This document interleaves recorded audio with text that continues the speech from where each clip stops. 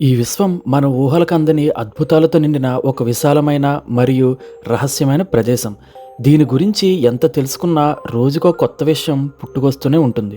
నక్షత్రాలు, గ్రహాలు ఇలా చాలా కొత్త కొత్త వింతలు, సంఘటనల గురించి ఎప్పుడూ వింటూ ఉంటాం. మనందరికీ తెలిసిన విషయమే, మన భూమి మాత్రమే కాకుండా ఇంకా చాలా గ్రహాలు ఉన్నాయని. మన సోలార్ సిస్టంలో ఉన్నట్టే బయట కూడా వేరే నక్షత్రాలతో కూడిన గ్రహాలు ఉన్నాయి. వాటి మీద జీవం ఉందా లేదా అని మనకి తెలియకపోయినా కూడా వాటి గురించి కొన్ని విషయాలు మన ఆస్ట్రానమర్స్కి తెలుసు. మన సౌర కుటుంబంలో ఉన్నట్టుగా కాకుండా ఇవి కొంచెం భిన్నంగా, అలానే భయంకరంగా ఉంటాయి. అటువంటి చాలా గ్రహాలని ఇప్పటి వరకు కనిపెట్టారు అండ్ అలానే కనిపెడుతూనే ఉన్నారు కూడా. ఈరోజు వీడియోలో అలాంటి కొన్ని స్ట్రేంజ్ ప్లానెట్స్ గురించి తెలుసుకుందాం. వీడియోలోకి వెళ్ళే ముందు ఆ సబ్స్క్రైబ్ బటన్ని కొంచెం క్లిక్ చేసేయండి.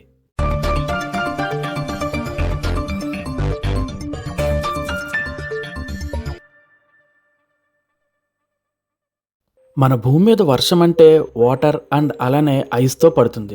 కానీ ఇప్పుడు మనం చెప్పుకోబోయే ఈ HD189733b అనే ప్లానెట్లో వర్షం గ్లాస్ ముక్కలతో పడుతుంది. ఈ ప్లానెట్ ఒక గ్యాస్ జైంట్. ఇది మనకు 64 లైట్ ఇయర్స్ దూరంలో ఉంది. ఇది చూడ్డానికి మన భూమిలా నీలం రంగులో ఉంటుంది. దీనికి కారణం ఈ గ్రహం యొక్క అట్మాస్ఫియర్లో సిలికేట్ పార్టికల్స్ అనేవి ఎక్కువగా ఉండటం.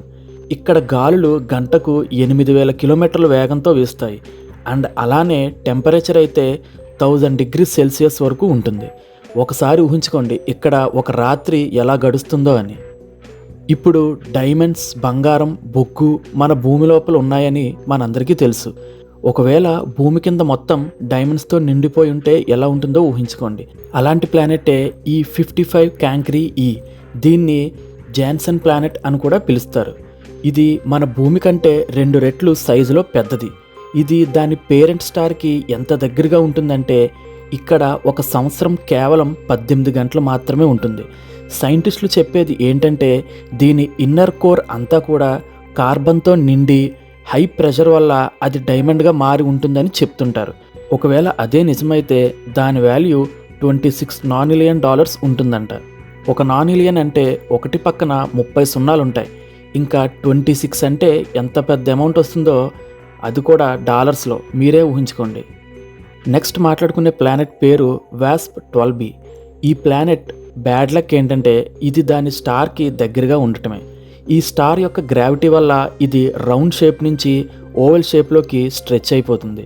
ఇక్కడ టెంపరేచర్ 2000 డిగ్రీస్ సెల్సియస్ వరకు ఉంటుంది. స్లోగా ఈ స్టార్ దీన్ని తన లోపలికి లాక్కొని తనలో కలిపేసుకుంటుంది. కొన్ని మిలియన్ ఇయర్స్ తర్వాత ఈ ప్లానెట్ని తన పేరెంట్ స్టారే పూర్తిగా తినేస్తుంది. Next the burning ice planet. దీని పేరు గ్లీస్ 436b. ఇది మన నెప్ట్యూన్ ప్లానెట్ సైజులో ఉంటుంది. ఈ ప్లానెట్ మొత్తం ఐస్తో నిండి ఉంటుంది. అయినా కూడా అక్కడ 500 డిగ్రీస్ సెల్సియస్ టెంపరేచర్ ఉంటుంది. దీని యొక్క ఎక్స్ట్రీమ్ గ్రావిటీ కారణంగా వాటర్ మాలిక్యూల్స్ అన్నీ టైట్గా ప్యాక్ అయ్యి ఎవాపరేట్ కూడా అవ్వవు. అంత హీట్లో కూడా వాటర్ని ఎవాపరేట్ అవ్వనివ్వట్లేదంటే ఆ గ్రావిటీ ఎంత స్ట్రాంగ్గా ఉంటుందో ఊహించండి. లిటరల్గా చెప్పాలంటే అక్కడ కూల్ ఐస్ కాదు, ఒక బర్నింగ్ ఐస్ ఉంటుంది. అండ్ దీనికి కామెట్ టైప్ ఒక టెయిల్ కూడా ఉండటం హబుల్ స్పేస్ టెలిస్కోప్ ద్వారా తెలిసింది. దీనికి రీజన్ దీని పేరెంట్ స్టార్ యొక్క ఎక్స్ట్రీమ్ రేడియేషన్ వల్ల హైడ్రోజన్ గ్యాస్ ఎవాపరేట్ అయి ఇలా టెయిల్లా ఫామ్ అయింది. ఇప్పుడు మనం మాట్లాడుకోబోయే ప్లానెట్ ఇప్పటి వరకు సైంటిస్టులు కనుగొన్న ప్లానెట్స్లోనే ద ఓల్డెస్ట్ ప్లానెట్. దీని వయసు సుమారు 13 బిలియన్ సంవత్సరాలు ఉంటుందంట.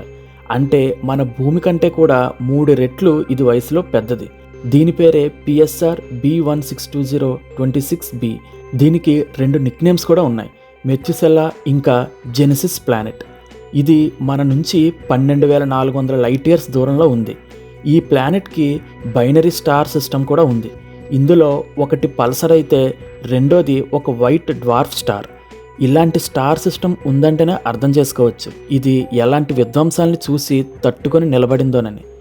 Next planet Kepler 438b. ఇది చూడడానికి మన ఎర్త్లానే ఉంటుంది. చూడడానికే కాదు, ఎర్త్ సింగులారిటీ ఇండెక్స్ అంటే మన భూమికి ఒక ప్లానెట్ ఎంత దగ్గరగా పోలి ఉంది అని తెలిపే ఒక స్కేల్ ఫ్యాక్టర్. ఇది 0 నుంచి 1 వరకు రేంజ్ అయి ఉంటుంది. అలా ఈ ESA దీనికి 0.88 ఉంటుంది. అంటే చూడ్డానికే కాదు, మిగిలిన ఫ్యాక్టర్స్లో కూడా ఇది మన భూమిని పోలి ఉంటుంది. ఈ ప్లానెట్ మన భూమి నుంచి 470 లైట్ ఇయర్స్ దూరంలో ఉంది. ఇది భూమిని ఇంతలా పోలి ఉన్నా సరే అక్కడ లైఫ్ ఉండటానికి ఛాన్సే లేదంట. ఎందుకంటే దీని పేరెంట్ స్టార్ రేడియేషన్ వల్ల ఇక్కడ జీవం బ్రతకడం కష్టం. ఇప్పుడు మాట్లాడుకోబోయే ప్లానెట్ చాలా భయంకరంగా ఉండే ఒక డార్కెస్ట్ ప్లానెట్. ఒక లైట్ కాదు కదా, ఆ పదం కూడా ఇక్కడ పనిచేయదు. దీని పేరే ట్రెస్ 2b. ఇప్పటి వరకు కనుగొన్న ప్లానెట్స్లో ద డార్కెస్ట్ ప్లానెట్ ఇదే. ఇది ఎంత డార్క్ అంటే పేరెంట్ స్టార్ నుంచి వచ్చే లైట్లో కేవలం 1% కంటే తక్కువ లైట్ని తిరిగి రిఫ్లెక్ట్ చేస్తుంది. అంటే ఆల్మోస్ట్ 99% కంటే ఎక్కువ లైట్ని అబ్జర్వ్ చేస్తుంది. ఇది మనకి 750 లైట్ ఇయర్స్ దూరంలో ఉంది. ఇది మన జూపిటర్ లానే ఒక పెద్ద గ్యాస్ జైంట్. ఇంత చీకటిగా ఉండడానికి రీజన్ అక్కడ అట్మాస్ఫియర్లో చాలా వేడి ఇంకా లైట్ని అబ్జర్వ్ చేసే కెమికల్స్ అయిన vaporised sodium, potassium, titanium oxide వంటి గ్యాసెస్ ఉండడం వల్లే ఇలా ఒక భయంకరమైన చీకటి గ్రహంగా ఉంది ఇది. ఇంత చీకటి గ్రహం కూడా చూడడానికి కొంచెం రెడ్గా మెరుస్తూ ఉంటుందంట. దీనికి రీజన్ అక్కడ ఉన్న ఎక్స్ట్రీమ్లీ హై టెంపరేచర్స్. ఇంత డార్క్ ప్లానెట్ చూసాం కనుక ఇప్పుడు కలర్ఫుల్గా పింక్ కలర్లో ఉండే ఈ GJ504b అనే ప్లానెట్ గురించి మాట్లాడుకుందాం. ఇది మనకి 57 లైట్ ఇయర్స్ దూరంలో ఉంది.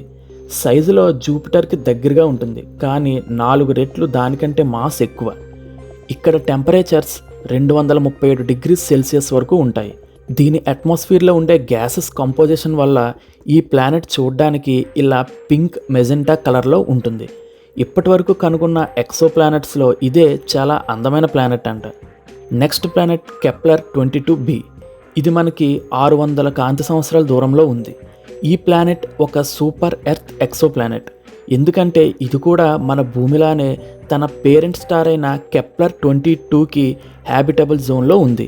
ఇలా హ్యాబిటబుల్ జోన్లో సన్ లాంటి స్టార్తో ఉన్న చాలా ఎక్సో ప్లానెట్స్ని కనుగొన్నారు, కానీ ఫస్ట్ కనుగొన్న ప్లానెట్ ఇదే. ఇది తన స్టార్ చుట్టూ ఒకసారి తిరగడానికి 289 ఎర్త్ డేస్ టైం పడుతుంది. ఇక్కడ టెంపరేచర్ 22 డిగ్రీస్ సెల్సియస్ మాత్రమే ఉంటుంది. ఇది పూర్తిగా ఓషన్స్తో నిండి ఉండొచ్చని, అలా ఉంటే గనుక మెరైన్ ఏలియన్ లైఫ్ కూడా ఉండొచ్చని ఆస్ట్రానమర్స్ అభిప్రాయం.